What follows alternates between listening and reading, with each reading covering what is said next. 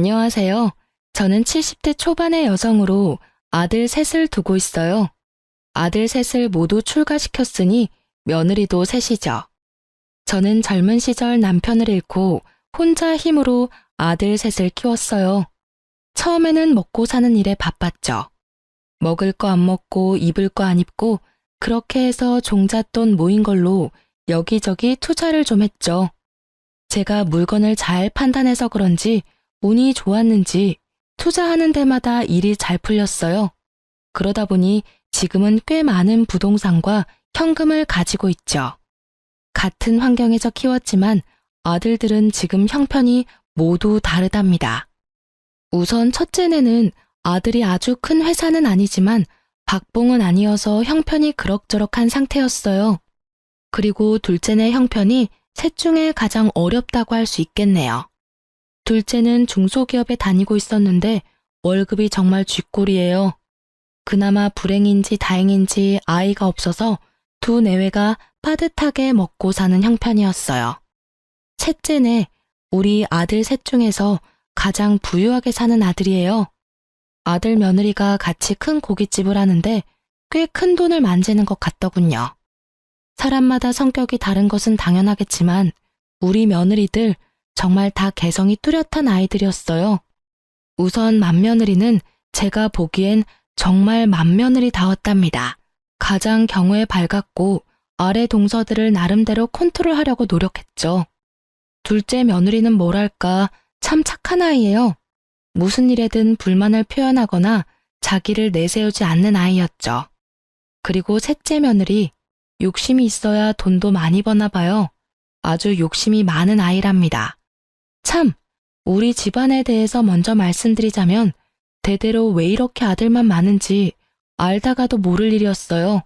저도 아들만 셋을 두었고 죽은 남편도 5 형제 중 둘째였거든요. 다른 친척들네 집도 마찬가지였어요. 이렇게 남자만 가득한 집안인지라 손주를 볼 시기만 되면 다들 딸이기를 바랬죠. 남들은 아들을 낳지 못해 야단이라는데 우리 집안에서는 딸 하나가 아쉬웠답니다. 우리 큰며느리도 아들만 둘을 두었죠. 저도 손주 둘 중에 하나만이라도 손녀였으면 얼마나 좋았을까 싶었답니다. 사정이 이렇다 보니 며느리들이 참 딸 같고 예쁘기도 해서 저는 며느리들에게 그렇게 엄격한 시어머니는 아니었어요. 그저 모든 것을 며느리들이 알아서 하게 두었고 슬쩍슬쩍 하는 짓들을 보고 있는 정도였죠. 며느리들은 모두 혼자 사는 저에게 마음을 많이 써주더라고요. 그런데 그 중에서도 유난히 신경 써주는 아이는 바로 셋째였어요. 셋째는 집에 제사나 명절 등 행사가 있을 때 와서는 다른 두 며느리처럼 열심히 일에 매달리는 것이 아니라 저한테 매달리다시피 하면서 입안에 혀처럼 구는 것이었죠. 어머니, 이거 옆에 두고 하루에 하나씩 꼭 드세요. 이거 친정에서 보내주신 건데요. 어머니 연세 되시는 분들한테 아주 좋은 거래요. 여기서는 못 구하고 미국에서나 구할 수 있는 좋은 영양제예요. 셋째 며느리의 친정은 미국 일찍이 이민을 가서 장사를 시작했고 지금은 부유하게 사는 편이었죠. 그렇게 달라붙는 아이를 단호하게 내치기도 못하니 좋은 말로 타일렀죠. 아니다. 지금 네 동서들은 지금 나가서 일하느라고 정신이 없지 않니? 너도 나가서 동서들 좀 도와라. 조상들에게 차례를 지내는 것은 후손들의 정성이 깃들어야 하는 거야. 너도 분명히 우리 식구니 나가서 정성을 좀 보태거라. 그런데 셋째 며느리는 일손을 보태는 대신 행사가 있을 때마다 두툼한 돈봉투를 가지고 왔어요. 사돈댁에서도 부담스러울 정도로 저를 위한 선물을 많이 보내왔답니다. 며느리들의 성격이 저마다 다른 것처럼 아들들의 성격도 참 많이 달랐어요. 그 중에서 가장 부부싸움을 많이 하는 집은 첫째네였어요. 장남이 그럭저럭 회사에 다니고 있었지만 아들 둘을 키우기에는 역부족이었어요. 생활비와 아이들 교육비에 돈이 부족했는지 서로 싸우기도 엄청 싸우더라고요. 돈이라도 넉넉했으면 부부 사이가 더 좋았을까 싶지만 어쩔 수 없이 큰며느리가 아름아름 부업을 찾아 하기도 하더라고요. 그러면서도 이 아이들은 저에게 경제적으로 기대거나 도움을 바라지는 않았어요. 마음에도 없는 효도를 하면서 제 재산을 미리 나눠달라는 얘기도 일절하지 않았답니다. 딱한 사정을 알게 되고는 제가 몇 번이나 도와주려고 했는데 첫째라 책임감이 남다른 우리 장남이 지금은 괜찮다며 나중에 더 힘들 때 도와달라며 좋게 거절하더라고요. 첫째 애들은 많이 다투는 소리가 들리지만 반대로 둘째네는 아직 아이가 없어서 그런지 부부싸움도 한 번 안 하고 둘이 알콩달콩한 결혼 생활을 즐기더라고요. 둘째 며느리는 성격도 착하고 저에게도 참 살갑게 다가와줬죠. 자식이 없으니 둘이 벌어서 생활하기에는 부족함이 없는 형편이었죠. 그런데 문제는 막내 며느리였죠. 아주 욕심쟁이 샘쟁이였어요. 뭐든지 많이 갖고 싶어 했고 남에게 지는 것은 싫어하는 성격이었어요. 가족 행사가 있을 때마다 얌체같이 쏙 빠지면서 돈으로 퉁치려는 셋째를 보고 쟤를 어쩜 좋을까 한숨만 나오더라고요. 동서, 아버님 제삿날에 또 늦게 온다는 거야? 도대체 뭘 믿고 이렇게 집안 행사 때마다 뒤로 빠지는지 모르겠네. 혼자 빠지려고 머리 쓰지 말고 시간 맞춰 어머님 댁으로 와. 알겠지? 아유, 형님. 사업에 할 일이 얼마나 많은데요. 알바생을 쓰고 있는데도 가게가 어쩜 바쁜지 손이 모자라요. 형님 죄송하지만요. 제가 제사에 들어가는 비용은 다 댈게요. 그러니까 저 좀 빼주세요. 네? 그럼 다음에 또 연락드릴게요, 형님. 큰며느리가 며칠 앞으로 다가온 남편의 제사 문제를 의논하러 집에 왔다가 막내 며느리와 하는 통화 소리를 엿듣게 되었죠. 나이도 많은 형님인데 어린 막내가 어쩜 저리 약을 올리는지 참다 못한 큰며느리가 제게 말하더라고요. 어머니, 막내 동서 정말 이제는 못 봐주겠어요. 어머니께서 따끔하게 야단 좀 치셔야 될 것 같아요. 아유, 그래, 알았다. 내가 짬을 봐서 잘 얘기해보마. 남편의 제삿날에도 돈으로 퉁치고 와서 절만 하고 가려는 셋째 며느리가 저도 솔직히 미웠어요. 그래서 제가 직접 막내 며느리에게 전화를 걸었지만 다급한 목소리로 너무 바빠서 전화 통화가 힘들다며 얼른 끊더군요. 형님, 여기 있던 김치통들 못 보셨어요? 분명히 여기 놔뒀는데 감쪽같이 없어졌어요. 아니, 김치통에 발이 달린 것도 아니고 이게 도대체 어떻게 된 거야? 그러고 나서 둘째 며느리가 근처에서 돈봉투 하나를 발견했다죠. 짧은 쪽지와 함께 놓여있는 돈봉투였어요. 꽤 많은 액수의 돈이 들어있었고 이 돈으로 사람을 사서 김장을 다시 하라는 셋째 며느리의 또 다른 얌체짓이었죠. 작년에도 똑같은 일이 있었죠. 막내 며느리가 우리 집 김장김치가 식당에서도 인기가 많아서 김치 맛에 손님을 끄는 것도 있다며 홀라당 전부 가져가 버린 것이었죠. 작년에 이어 이런 일이 또 벌어지자 며느리들도 저도 화가 많이 났어요. 드디어 큰 며느리가 당장 시댁에 안 오면 가게로 찾아가서 큰 소리 낼지도 모른다고 말하며 막내를 집으로 불러들이는데 성공했어요. 그리고 막내를 야단치더군요. 이봐, 동서. 집안에서 벌어지는 행사는 돈으로 하는 게 아니라 사람이 하는 거야. 동서는 왜 사사건건 돈이면 뭐든지 다 된다고 생각하는 거지? 김장 담그느라 우리가 얼마나 고생했는데 그걸 홀라당 가져가 버리고.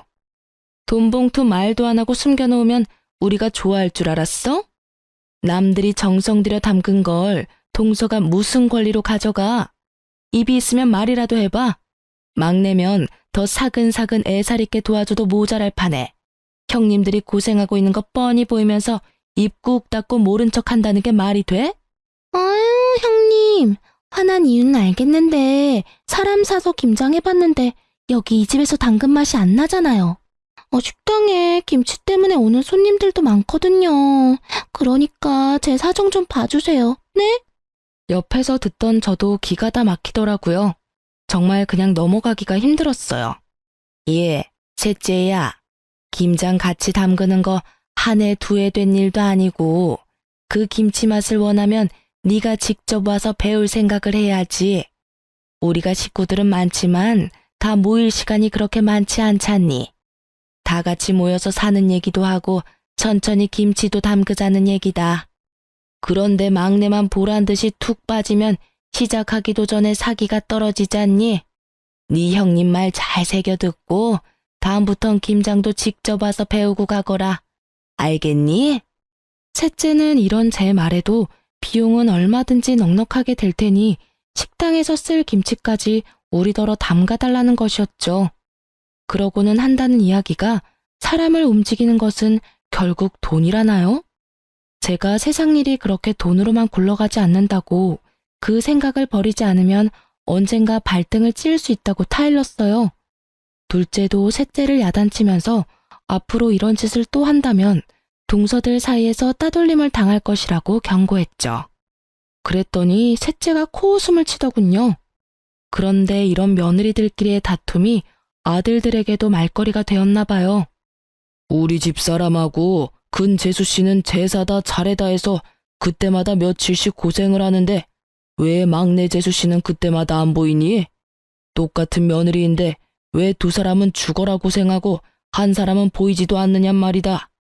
오죽하면 이런 말이 내 귀에까지 들어오더라. 돈 봉투 놓고 사라지거나 엄마 옆에나 딱 붙어서 아부하는 거 이제 하지 말라고. 네가 재수 씨한테 잘 말해.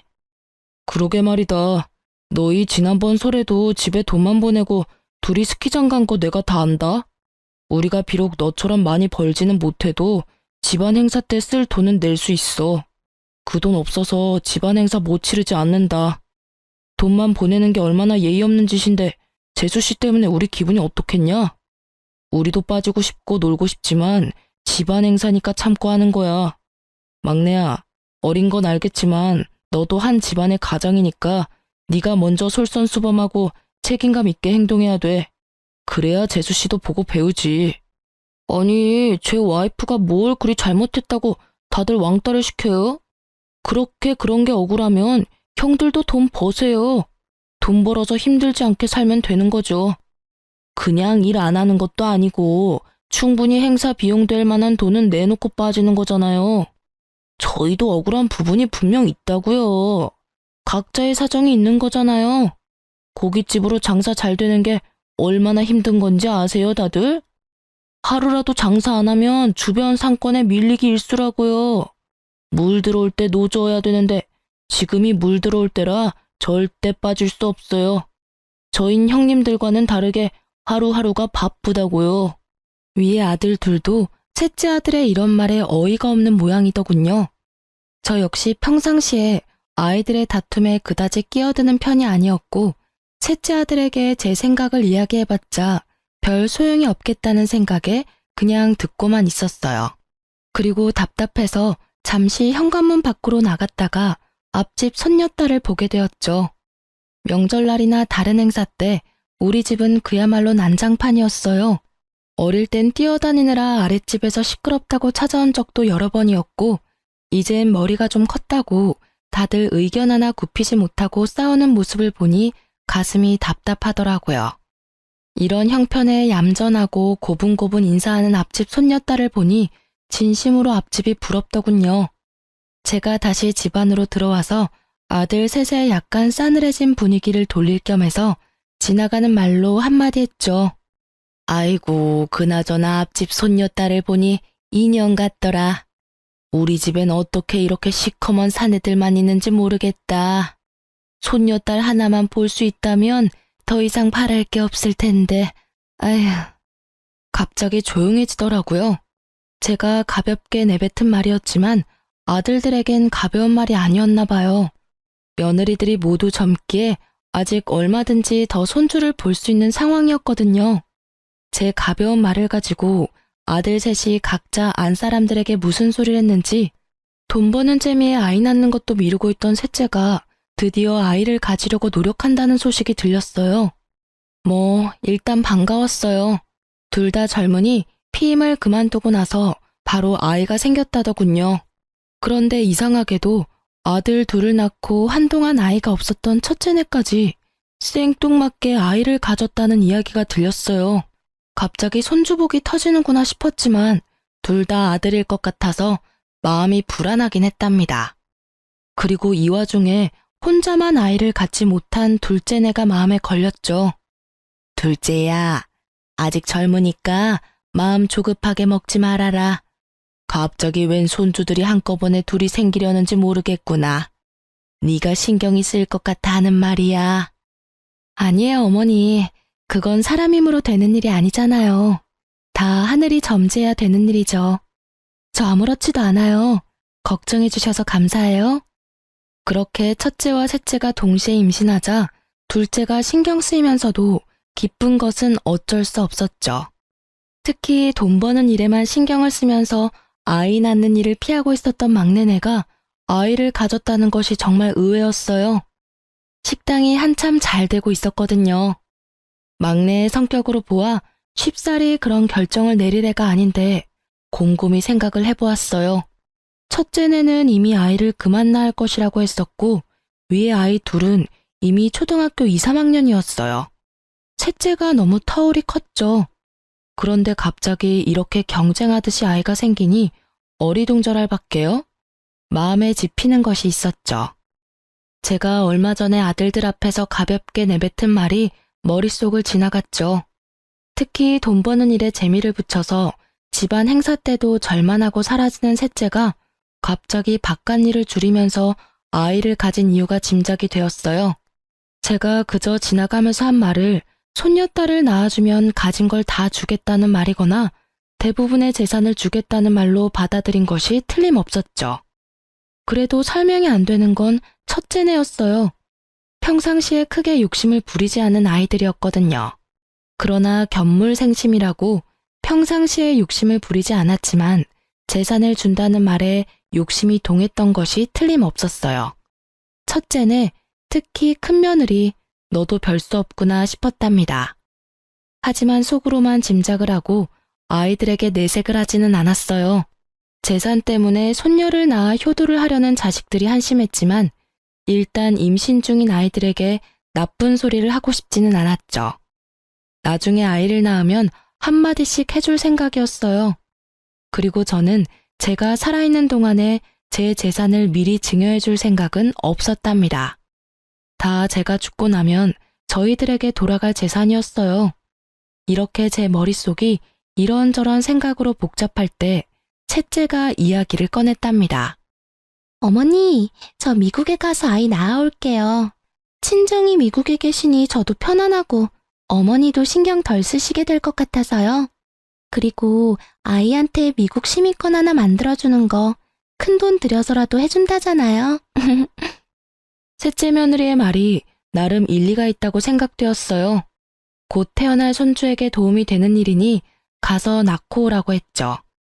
그렇게 며느리가 미국으로 떠났고 간지 10개월 만에 아이를 낳았다는 소식을 전했죠. 그렇게도 기다리고 기다리던 손녀딸이라고 하더라고요. 저는 정말 날아갈 듯이 기뻤답니다. 빨리 데리고 들어오라고 성화를 했죠. 며느리가 드디어 아이를 데리고 들어왔어요. 정말 예쁜 공주님이더군요. 기쁜 마음에 친척집 여기저기에도 전화를 걸어서 자랑을 하기 바빴죠.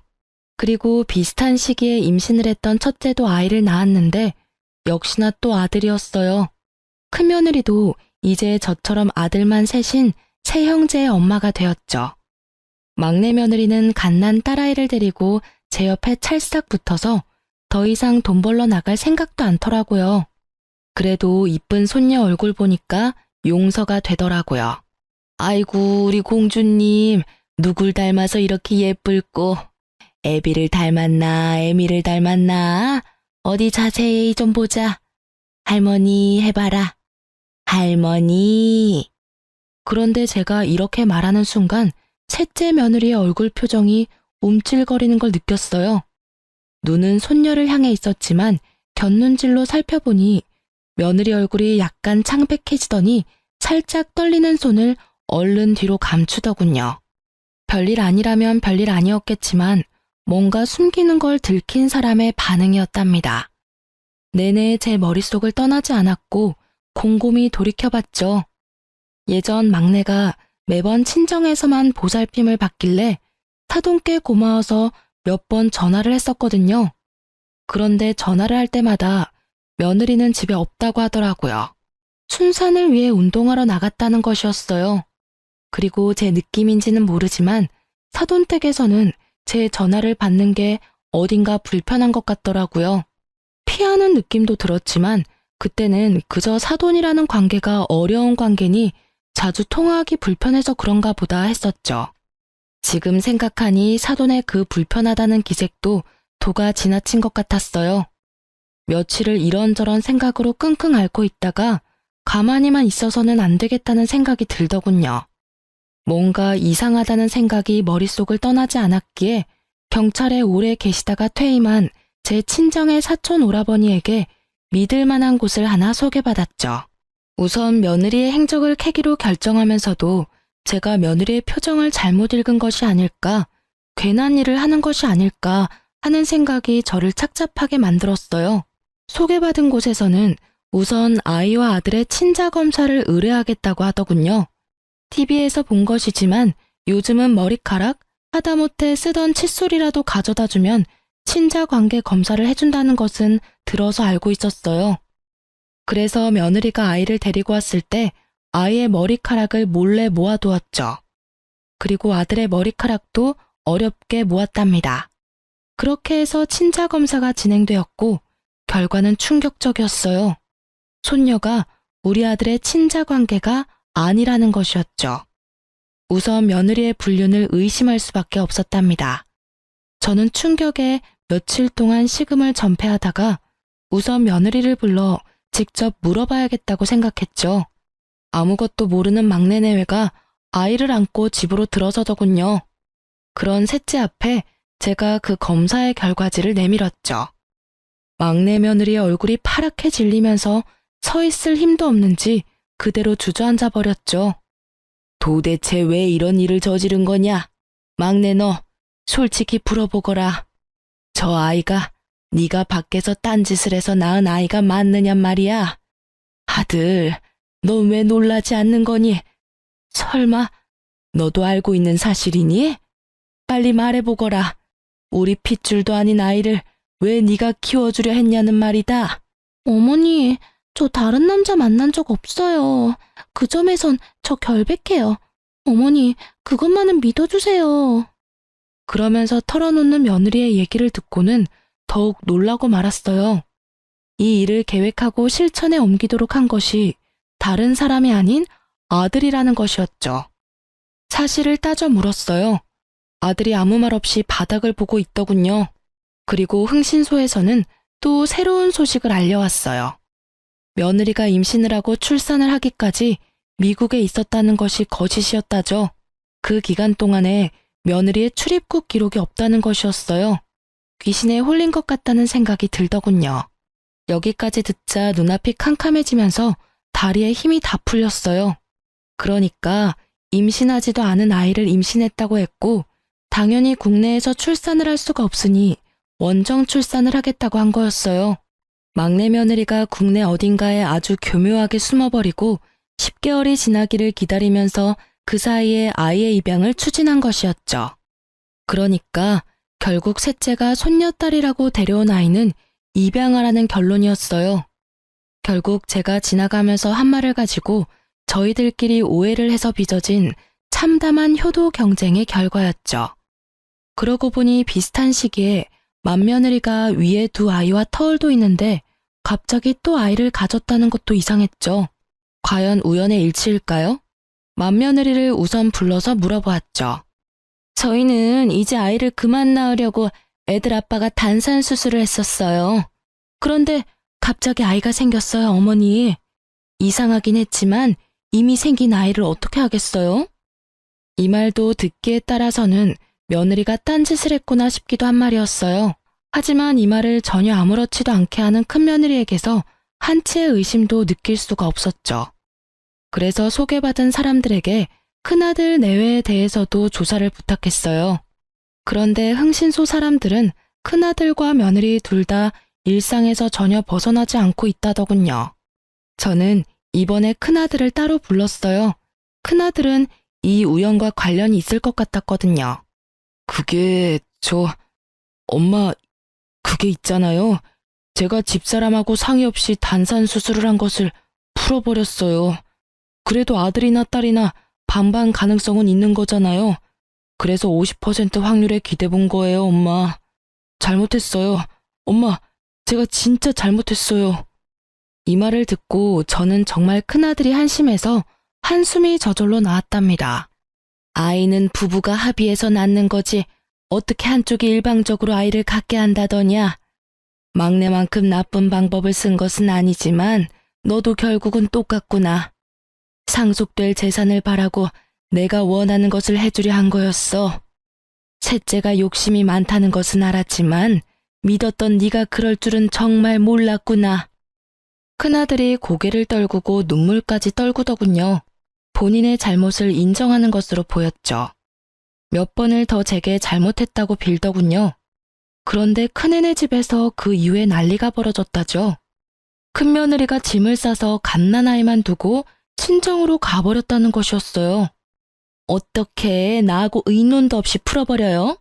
자식 하나 키우는 게 화분 하나 들여놓는 것 같이 생각되는 모양인데 어디 당신 혼자 아이들 한번 키워봐요. 나는 이제 모르겠으니까. 지금 처지가 그냥 그렇고 그래서 답답한 마음에 그랬어. 엄마한테도 말했지만 아들, 딸 확률은 반반이잖아. 그래서 그 확률에 좀 기대 본 거였다고. 제발 이러지 말고 집으로 가자. 응? 확률? 아이가 무슨 로또인 줄 알아요? 지금 우리 처지로 있는 아이 둘도 키우기 빠듯한 거 알잖아요. 가뜩이나 이제부터 돈이 많이 들어갈 시기인데 아이가 하나 더 생겼으니 당신이 알아서 해요. 아무튼 당신이 벌인 일이니까 알아서 책임지겠죠. 딸 키우는 것보다는 아들이 돈은 덜 들잖아. 그리고 낳아놓으면 어떻게든 자라기 마련이라고. 이 말 같지 않은 말에 드디어 베개가 날아들었다지요. 도저히 말도 못 알아듣고 사태의 본질을 알지 못하는 아들에게 며느리가 단단히 화가 난 것이었죠.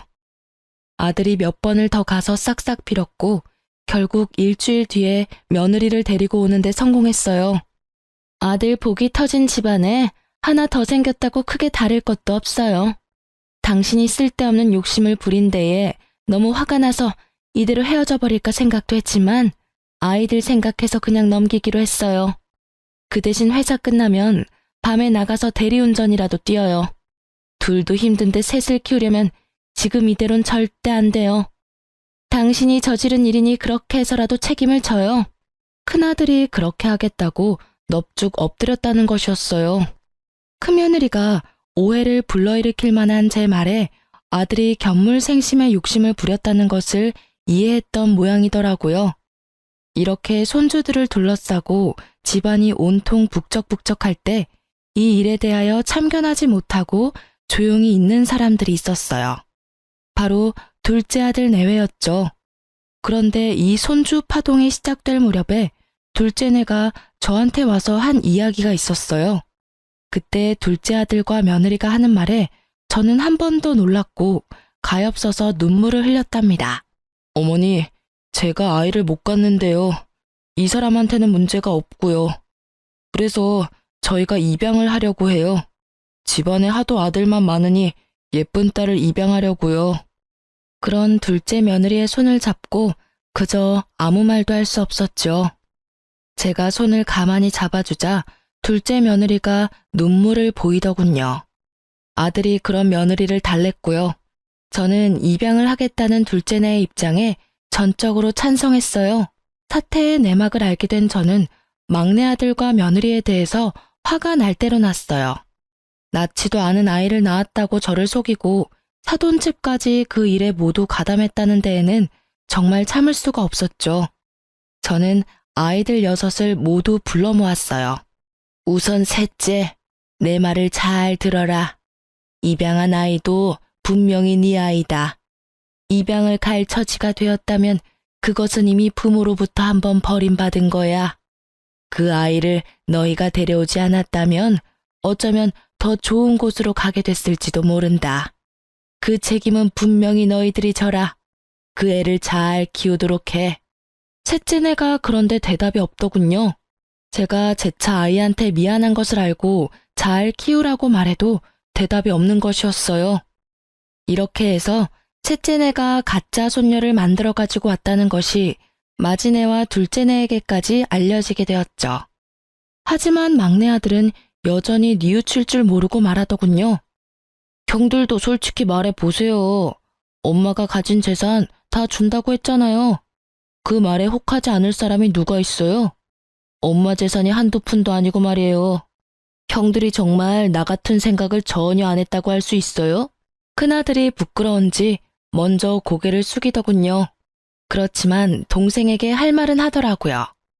엄마 말씀을 요즘 와서 곰곰이 생각해 보니 엄마가 손녀를 보게 해주면 모든 재산을 다 준다는 말씀이 아니었어.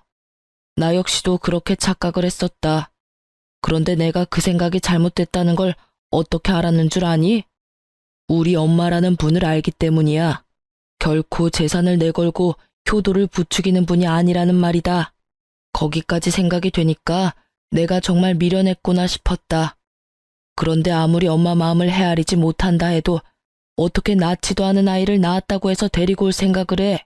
둘째 아들도 셋째 아들에게 한마디 했죠. 너하고 재주씨가 이런 일까지 벌일 줄은 정말 몰랐다. 너희들은 아이를 가지고 싶으면 피임만 끊으면 되는 사람들이잖아. 우리는 손녀가 아니라 아들만 줄줄이 낳는다고 해도 우리 피를 이은 아이를 가질 수가 없어. 처가에서 나한테 미안해 하셨지만 그건 이 사람이나 처가 잘못이 아니잖아. 그래서 정당하게 입양을 결정했던 거야. 너희들이 정말 자식이 갖고 싶어도 못 갖는 그 심정을 알기나 하냐? 둘째 며느리와 큰아들 내외의 눈시울이 붉어지더군요. 큰며느리는 갓난아들을 안고 있었고 셋째는 어디다 아이를 맡기고 왔는지 아이는 데리고 오지 않았더라고요. 이 순간에 갑자기 제 가슴이 덜컥 내려앉은 것은 왜일까요? 다들 킨 마당에 혹시라도 파양이라도 하지 않을까 덜컥 걱정이 되었죠. 애미가 이미 말했지 않느냐? 그 아이에 대한 책임이 있다고 말이다. 다시 말하마. 그 아이는 틀림없는 너희 아이고 내 손녀딸이야. 도대체 그 아이가 무슨 죄를 지어서 돌도 되기 전에 2번이나 버림을 받는단 말이냐? 이어서 둘째 며느리도 걱정이 되는 말투로 셋째에게 말하는 것이었죠. 평상시에 입을 잘 열지 않지만 입만 열었다 하면 전곡을 찌르는 둘째였어요. 동서, 만일 이 일이 들키지 않고 동서가 착각한 대로 어머니가 한 재산 떼어주셨다면 동서 그 아이 계속 키웠을 거 아니야. 적어도 어머니가 살아계실 때까지는 그 아이를 키웠겠지. 그치만 그 후에 어머니가 세상에 없으면 물건 버리듯이 가볍게 버릴 생각을 한 거 아니지 설마? 진짜 너네가 사람이야? 짐승도 그렇게 생각 안 해. 제발 내 말이 아니라고 대답해. 어서. 셋째네가 굳이 부정을 하지 않았고 제 가슴에 아주 바위덩이가 올라앉아 버렸죠. 아이를 낳았다고 데려온 지 몇 달, 벌써 돌이 다 되어가고 있는 아이였어요. 아이는 이미 제 마음속에서 의심할 바 없이 제 손녀딸이었답니다. 저는 단호하게 셋째네에게 말했죠. 만일 너희가 저 아이를 파양한다는 나쁜 생각을 한다면 너희는 내 아이들이 아니다. 너넨 이제 다 큰 성인이란 말이다. 자기가 한 일에 대해서는 당연히 책임을 져야 하는 거야. 혹시라도 그 아이를 버리면 내 눈에 흙이 들어가기 전까지 둘 다 내 앞에 나타날 생각은 하지 말아라. 제 품에 안겨 방긋방긋 웃고 있는 손녀딸이 생각나면서 제 눈에도 눈물이 고였죠. 그 아이를 제 품에서 떼어놓다니요. 도저히 못할 일이었어요. 셋째네는 결국은 제가 원하는 답을 주지 않은 채 자리를 떴어요. 그렇게 그날의 가족 모임이 파했고 그렇게 셋째네에게서 본 손녀에 대한 생각으로 마음고생이 심하던 중 둘째네가 예쁜 딸을 입양해 데리고 왔더군요. 까맣고 맑은 눈이 반짝이는 정말 예쁜 손녀딸이었죠. 아이고 예쁘기도 해라. 아가, 얘가 너를 많이 닮은 것 같구나. 눈매하며 인매가 너를 닮았어. 둘째 며느리가 엷은 미소를 짓더군요. 하지만 마냥 기뻐할 수만은 없었어요. 그렇게 둘째네 손녀에 대해서 정을 들이고 있을 무렵 결국은 셋째네가 손녀를 파양할 것이라는 말이 다른 두 며느리를 통해서 제게 들려왔어요. 두 며느리가 설득도 해보고 야단도 쳐보았지만 셋째네가 말을 듣지 않았다죠. 마음에도 없던 아이, 그저 한 재산 차지해보겠다고 입양한 아이였죠. 그러니 쉽게 파양을 결정할 수 있었겠죠. 우선 아이가 가엾어 눈물이 났고 정이 든 손녀딸을 그렇게 보낼 수는 없었답니다. 그런데 어느 날 둘째 며느리가 저를 찾아와서 의외의 말을 하는 것이었죠. 어머니, 지금 많이 힘드시죠? 걱정 마세요. 어머니, 저희가 해결할 수 있을 것 같아요. 그게 무슨 소리냐? 내 말도 안 듣는 셋째네를 너희가 어떻게 해결을 하겠다는 거냐? 둘째 며느리의 트레이드마크인 엷은 미소가 또 얼굴에 번지더군요. 그리고 며칠 후에 저에게 다시 찾아와서 막내 동서와 이야기가 잘 됐다며 상황을 설명하더라고요. 어머니, 그 아이 저희가 입양할게요. 어느 집이나 거의 아이 둘씩은 키우잖아요. 저희가 형편이 빠듯하긴 하지만 애아빠가 투잡을 뛰어서라도 아이들은 키워내겠다고 했어요. 이미 우리 집안 딸인데 어디 딴 데로 보낼 수는 없잖아요. 그리고 우리 아이도 외롭게 혼자 자라는 것보다는 같이 자라는 게 더 좋을 것 같아요. 동서가 쉽게 동의했어요, 어머니. 이 이야기를 듣고 저는 저도 모르게 둘째의 손을 따뜻하게 잡았어요. 밥이 입에 넘어가지 않았던 저는 정말 둘째의 따뜻한 마음 씀씀이가 기특하기 이를 데 없었답니다. 그러나 저는 둘째가 그 아이를 새로 입양하기보다는 여전히 셋째네가 그 아이를 버리지 않기를 더 바랬어요. 하지만 셋째네는 제 기대를 저버리고 말았죠. 네가 결국 못할 짓을 하는구나. 나는 너같이 비인간적인 아들을 낳은 적이 없어. 어릴 때 비록 어렵게 키우면서도 그렇게 가르친 적도 없고. 그건 자기 자식을 버리는 거하고 똑같은 거야. 그걸 도대체 모르겠다는 거냐? 지금 그 갓난쟁이를 바라보는 셋째 며느리의 눈빛은 어디 남의 집 아이를 잠시 데려와서 돌봐주는 것 같았어요. 혹시나 한 번 더 버려질까봐 급한 마음에 일단 제가 데려와서 돌보았고 곧 둘째네가 아이를 데리러 왔어요. 아이를 받아 조심스럽게 품에 안는데 둘째의 따스한 마음이 느껴졌답니다. 두 손녀딸을 나란히 뉘어놓고 바라보았죠. 하마터면 버려질 뻔했던 셋째네 아이가 다시 우리 집 아이가 된 것이 너무나 다행이었고 둘째네에 대한 고마움에 마음이 울컥하더군요. 너무나 기가 막히게도 아이를 낳을 수 없는 둘째에게 갑자기 아이가 둘씩이나 생긴 거였어요. 그것도 우리 집안에서 눈 씻고 찾아볼 애도 없는 예쁜 딸이 말이에요. 저는 경고한 대로 정말 셋째네를 집안에 들이지 않았어요. 막내가 철없이 저한테 전화를 해서 따지더군요. 엄마, 아이를 입양했다가 파양하는 것은 부모의 자유잖아요. 그것 때문에 우리한테 문도 열어주시지 않는 건 엄마가 너무 하시는 거예요. 자유? 자유라고? 피치 못할 이유로 파양을 하는 경우도 물론 있을 수 있지. 하지만 너희들은 적어도 입양을 할 때부터 그 이유가 순수하지 않았다. 그저 내가 가진 재산을 물려받을 도구로 그 아이를 선택했던 거 아니냐? 그리고 파양을 하려는 이유도 피치 못한 게 아니야. 이런 것도 너희들은 자유라고 하는 거냐? 그건 자유가 아니라 한 아이의 인생을 마구 쥐고 흔드는 짐승 같은 짓이라고 하는 거야. 결국 서류까지 다 정리가 되어서 아이가 정식으로 둘째네 아이가 되었답니다. 고맙다. 네가 우리 집안의 소원을 풀어주었구나. 정말 미안하고 고맙다, 아가. 제 평생에 아이는 없을 줄 알았는데 하나가 생기니 하나가 또 생기네요. 이 아이 둘은 제 가슴으로 낳은 아이예요. 잘 키울게요, 어머니. 제가 계속 셋째네를 외면하며 안 보려 하니까 셋째 아들이 별 희한한 말을 입에 담더군요. 제가 죽고 나서 두 형에게만 상속이 된다면 소송을 불사할 거라고 말이죠. 저는 이 말에 셋째 아들에 대해서 정말 머리끝까지 화가 치밀었답니다. 세상 일이라는 것이 참 희한하다는 생각이 들더군요. 집안에서 그토록 보고 싶어 하던 손녀딸을 아이를 낳을 수 없는 둘째가 둘이나 안겨준 셈이 되었으니 말이에요. 아이를 낳을 수 없다는 진단을 받았을 때 그 여린 것의 마음이 어땠을지 짐작이 가더군요. 세네에서 늦게 본 아들과 입양한 손녀 둘. 이 아이들이 무럭무럭 자랐어요. 큰아들은 정말 대리운전까지 하면서 셋이나 되어버린 아이들을 키우려 부단히 노력하고 있죠. 그리고 둘째네, 아이 둘을 키울 형편이 아니었어요. 며느리도 직장을 알아보아 취직을 했답니다.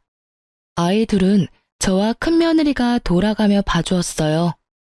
저는 그런 둘째에게 제가 가지고 있는 현금의 일부를 증여해 주었답니다. 큰아들네에게도 조금씩 도움을 주고 있어요. 둘째네는 자신들의 힘으로 키워보겠다고 했지만 저는 어릴 때 엄마가 같이 있어주는 것이 아이들을 위해서 더 좋을 거라고 판단했어요. 그래서 직장에 나가지 말고 아이들에게만 신경을 쓰라고 굳이 아이들의 양육비로 돈을 주었죠. 그런데 그렇게 잘 나간다던 셋째 아들의 사업이 갑자기 전 세계적으로 유행한 감염성 질병 때문에 된소리를 맞았다는 말이 들리더군요. 우리 셋째네뿐만 아니라 사람들이 모여야 장사가 되는 사업 특성상 자영업자들의 생계가 모두 막막한 지경에 처해버린 거죠. 그것은 미국의 사돈 때까지도 예외가 아니었다고 했어요. 심지어 제가 신경통 때문에 자주 가던 사우나까지 갈 수가 없게 되어버릴 정도였죠. 결국 셋째가 저에게 손을 벌리더군요. 큰 잘못을 저질렀지만 그래도 자식이라고 제 마음이 왜 흔들리지 않았겠어요. 하지만 여러 번 고심한 끝에 저는 셋째의 부탁을 들어주지 않기로 결정했어요. 아직 손녀딸 문제에 대해서 잘못했다는 기색이 없는 아이들이었죠. 그런 아이들에게 자신들의 노력도 없이 뭔가 생기는 것이 그 아이들을 위해서도 좋지 않다는 생각이 들더군요. 막내가 여러 번 도움을 청했지만 저는 식당 문을 닫고 나중에 포장마차부터 다시 시작하는 것까지 각오하라고 했어요. 그렇게 스스로의 힘으로 다시 일으켜보라고 했죠. 세월은 무심하게 흘러서 새로 태어난 새 손주가 무럭무럭 자랐고 어느덧 초등학교에 입학할 나이가 되었어요. 저도 이제는 팔순을 바라보는 노인네가 되었죠. 자식을 포기한다는 일, 참 어려운 일이더군요. 셋째네를 그렇게 내치고 저는 참 많이 울었어요. 여전히 제 재산에 대해서 소송이니 뭐니 하는 말을 입에 담고 있지만 그래도 저는 그 아이들이 우선 잘못을 뉘우치고 사업을 자신들의 힘으로 다시 일으키기를 바라고 있어요. 지금까지 제 아들 일이라 정말 창피하지만 가짜 손녀를 만들어서 원정 출산으로 꾸민 철없는 셋째 아들네 이야기를 들려드렸어요. 그리고 정말 기가 막히게도 이 이야기는 또한 아이를 낳을 수 없는 며느리가 손녀를 둘이나 안겨준 제게는 참 뭉클한 사연이랍니다. 여러분도 오늘 하루 따뜻한 하루 되시길 바랍니다. 긴 글 읽어주셔서 감사합니다.